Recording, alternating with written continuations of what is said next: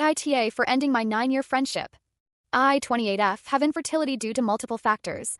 I finally, after 2 years of trying for a baby, confided in my best friend that I wanted a baby. She didn't know I was trying. So I told her and I cried in her arms because I wanted to be pregnant.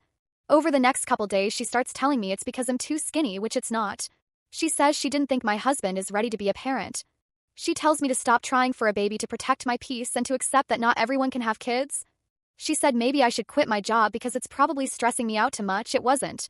Then 3 weeks later, she tells me she is pregnant and that my story inspired her to go get pregnant. I know it doesn't seem like a big deal, but if I was aching from something, it's not really nice as a best friend to go do that. She didn't even want a kid, but she told her husband to stop using protection so that they can. I was the first to know and I had to pretend to be happy. Here's where it gets to the point of no return. After a few days, she asks me if she can have the baby stroller I bought. I bought an $800 one when I first started trying because Bye Bye Baby was closing down and they had 80% off. She said by the time you guys have kids, there will be new models that come out. LOL, that sent me into a spiral. Then she asked me to help her plan her baby shower. Again, things I dreamed of for myself. I did help her. It was dumb of me, but I needed to pretend like I was happier for her than I was sad for myself. Next, she asked me to photograph her gender reveal. This is where I said no for the first time. She said okay.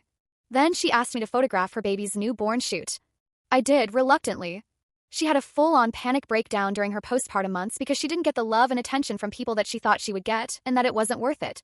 She couldn't find a job that worked with her schedule, and her husband doesn't watch the baby or let them get a nanny. She asked me for money because her husband didn't give her any. I said no.